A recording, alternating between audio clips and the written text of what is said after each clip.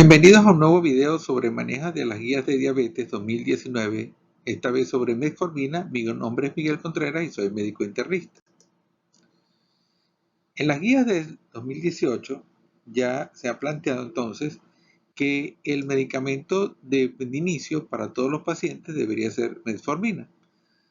Posteriormente al manejo de la actividad física y de las recomendaciones de tipo dietético, entonces nuestro primer medicamento sería metformina. Posteriormente, entonces hemos dicho que de acuerdo a las condiciones del paciente, escogeríamos un segundo medicamento, de acuerdo a si el paciente tiene alto riesgo cardiovascular o falla renal, si el paciente tiene alto riesgo de hipoglicemia, si el paciente tiene aumento de peso o el aumento de peso se constituye en un elemento primordial para el tratamiento, o si el costo de los medicamentos es el factor que determina la escogencia.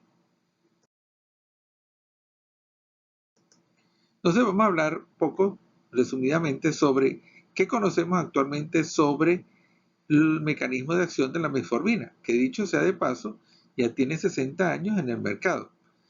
Actualmente sabemos que el primer efecto que se describió fue la activación de un sensor metabólico llamado AMP quinasa. Esa AMP quinasa existe en diferentes órganos y entonces se dice que la metformina podría actuar sobre ese sensor metabólico que maneja el sustrato energético. Podría manejar esa AMP quinasa tanto a nivel hepático como a nivel muscular, a nivel intestinal y a nivel pancreático. Esa fue la primera teoría que se estableció. Posteriormente se ha determinado que el elemento principal que determina el mecanismo de acción de la metformina es su acción sobre la gluconeogénesis, y específicamente una acción inhibidora directa sobre el glucagon.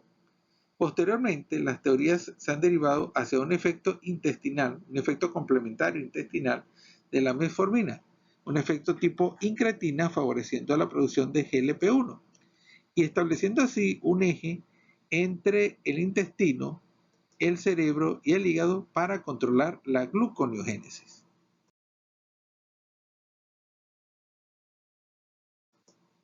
Veamos entonces, dijimos que hablamos anteriormente sobre la AMP quinasa, posteriormente dijimos entonces que la metformina podía actuar de forma directa sobre el glucagón, bloqueando por el aumento en el AMP cíclico, bloqueando la acción del glucagón directamente y bloqueando entonces, por supuesto, todo el sistema de la gluconeogénesis. Entonces, esa teoría fue establecida en el 2013, reforzando entonces el concepto de que la metformina es un medicamento que actúa directamente sobre el glucagón y específicamente a nivel hepático. Pero posteriormente entonces han surgido una serie de estudios que han planteado también un elemento complementario para acción a nivel intestinal. Aquí tenemos los dos artículos más recientes en este año, 2018, sobre la acción de la metformina, tanto desde el punto de vista directo para producir GLP-1 como su acción sobre la microbiota también para producir, sobre la microbiota intestinal para producir GLP-1. Veamos entonces que la metformina puede activar directamente la producción de AMP quinasa a nivel intestinal y de esa forma producir GLP-1. Ese GLP-1 se uniría entonces posteriormente a su receptor, activando el nervio vago que iría al núcleo del tracto solitario enviando una señal a la AMP quinasa cerebral, y ella directamente actuaría sobre el hígado, también por medio del nervio vago, para inhibir, para bloquear la producción hepática de glucosa, para decir, para bloquear la gluconeogénesis. En resumen, podríamos decir entonces que la metformina puede bloquear la gluconeogénesis directamente por el mecanismo anteriormente explicado o indirectamente a través del GLP-1. Pero este mecanismo por el cual la metformina produciría GLP-1 directamente sobre la célula intestinal es complementado por otro mecanismo más recientemente descrito, que es sobre la microbiota. Y se dice que la metformina va a actuar cambiando la flora intestinal, la microbiota, y favoreciendo el crecimiento del género llamado Bacteroidetes, y de esa forma facilitar la transformación de los ácidos biliares primarios en ácidos biliares secundarios. Estos ácidos biliares secundarios tienen mayor potencia para activar receptores llamados TGR5, que favorece entonces la producción de GLP-1.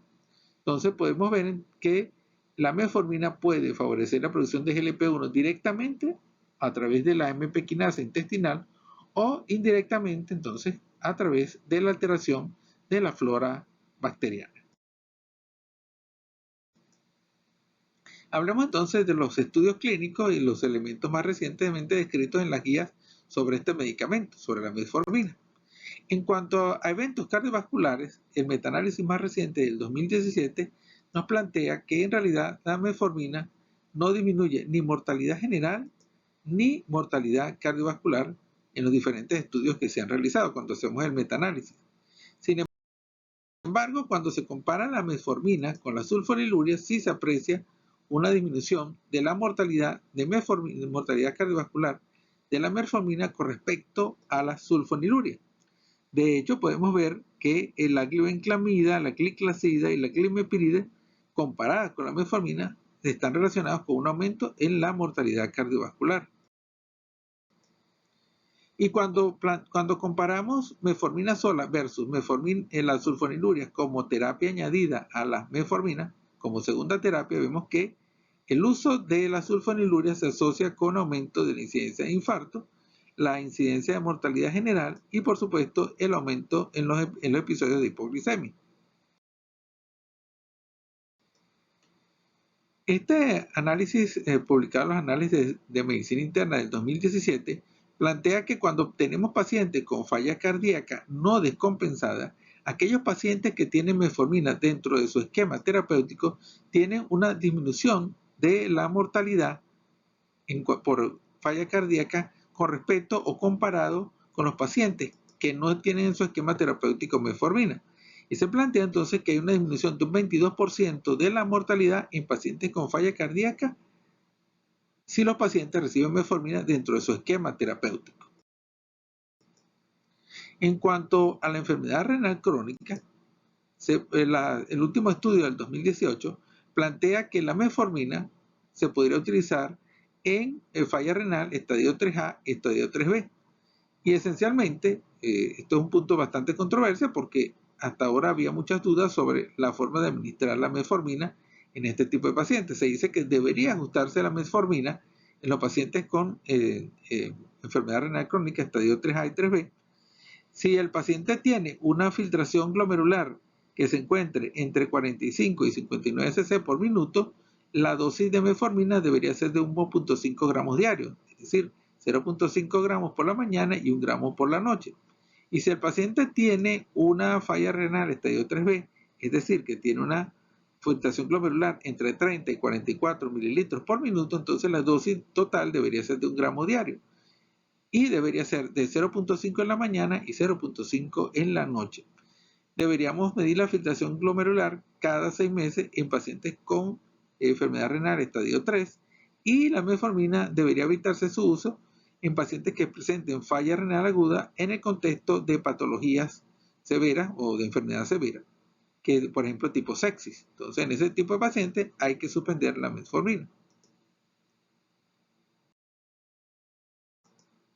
En cuanto al mismo estudio que yo les había planteado anteriormente, los análisis de medicina interna, pero esta vez sobre falla renal crónica, enfermedad renal crónica, se dice que los pacientes, nuevamente volvemos a lo mismo, comparando los pacientes que tienen en su esquema terapéutico metformina versus aquellos pacientes que no tienen metformina, hay una disminución también de la mortalidad de un 22% entre los pacientes que están recibiendo metformina dentro de su esquema terapéutico.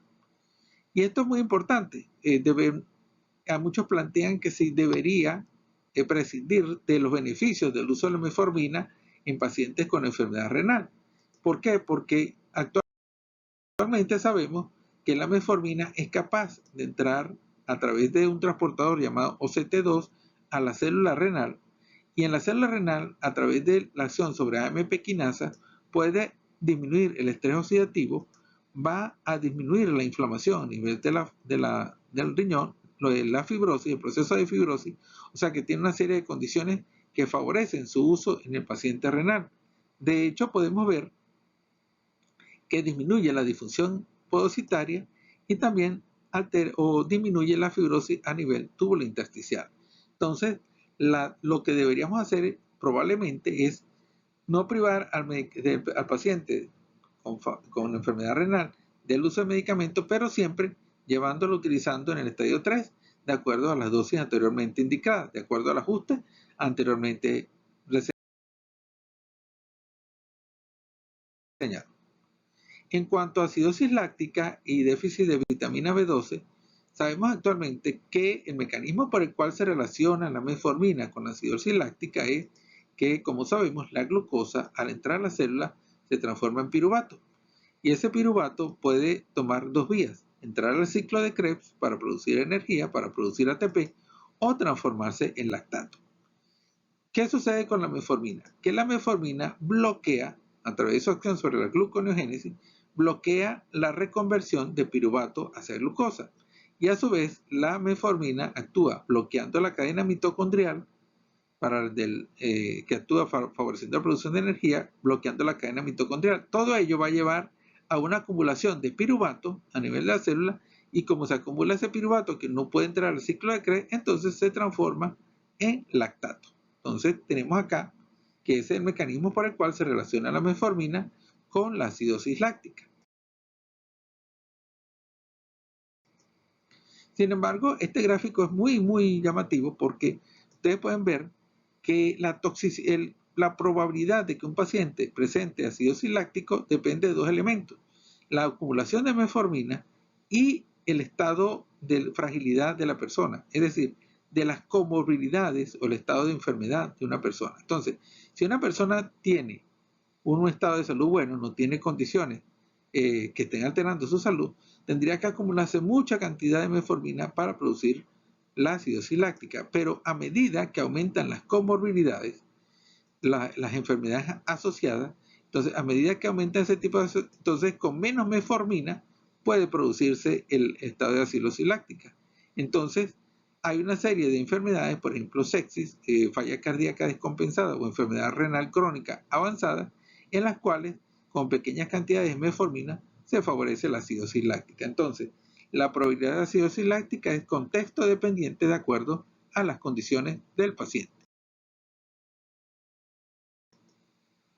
Entonces, lo que se ha establecido actualmente es que el lactato debería ser medido en pacientes con daño grave, con enfermedades asociadas, y un valor mayor de 5 milimoles por litro debería ser una indicación para omitir la metformina. Si el paciente tiene un valor mayor de 2.5 milimoles por litro, entonces debería vigilarse el paciente, y dos mediciones mayores de 2.5 milimoles por litro son indicación para retirar la metformina. Y en cuanto a la deficiencia de vitamina B12 y sus consecuencias, los estudios más recientes han planteado que en realidad sí, la metformina se asocia con deficiencia de vitamina B12 y con condiciones asociadas como anemia o como neuropatía. De hecho, se ha establecido que por cada año que se administra la metformina podría haber un déficit de un 13% en los niveles de vitamina B12. Y ya a partir del noveno año, este fue en el estudio de EPP, se puede apreciar que ya a partir del 9 años ya la deficiencia de metformina tiene consecuencias clínicas, en este caso de anemia. Y en el estudio más reciente publicado en este año sobre metformina y uso de vitamina B12, este es un estudio en los cuales los pacientes recibieron en promedio 2 gramos de metformina por un periodo aproximadamente de 6.4 años. Se encontró que dentro del gremio médico el 64% no solicitaba no le pedían los niveles de vitamina B12 a los pacientes. Y se encontró que aproximadamente un 9.6, un 10% de los pacientes presentaban déficit de vitamina B12, 10% de los pacientes estudiados. Y ya dijimos entonces que la deficiencia se va haciendo cada vez más importante por cada año, y que a partir del noveno año se podía presentar entonces ya consecuencias clínicas. Las conclusiones del estudio es que hay una asociación clara entre el uso de metformina y la deficiencia de vitamina B12, que la deficiencia de vitamina B12 debería ser tratada, debería ser evaluada, que está asociada con una serie de condiciones como neuropatía, que podría malinterpretarse como una neuropatía diabética.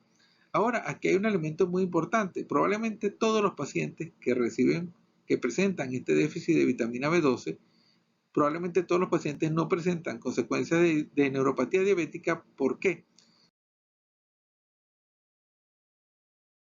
Porque per se la metformina tiene efectos beneficiosos a nivel de la neurona.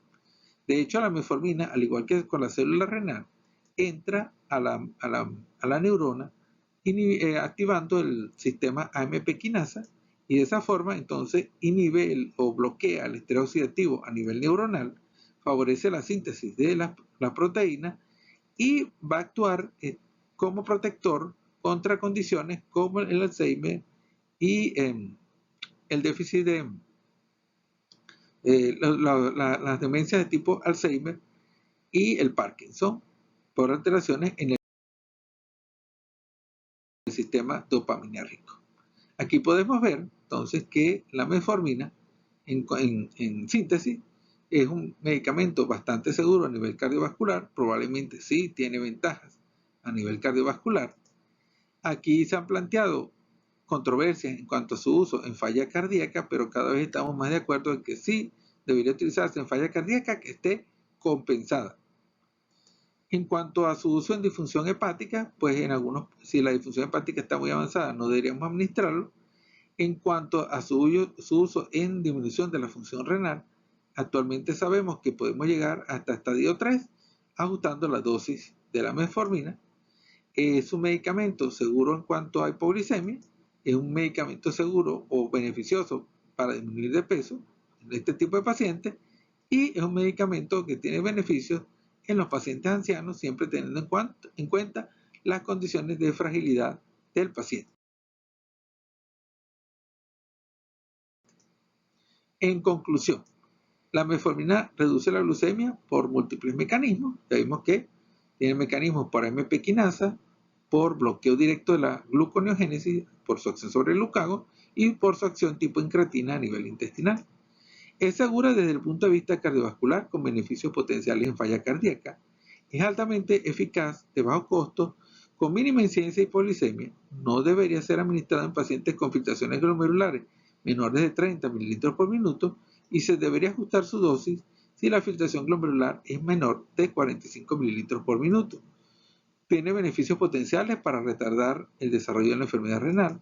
La acidosis láctica es contexto dependiente, depende de la presencia de enfermedad severa o falla renal asociada, y se debe considerar la deficiencia de vitamina B12 en pacientes que han recibido metformina crónicamente, y determinar entonces o evaluar la presencia de anemia o neuropatía.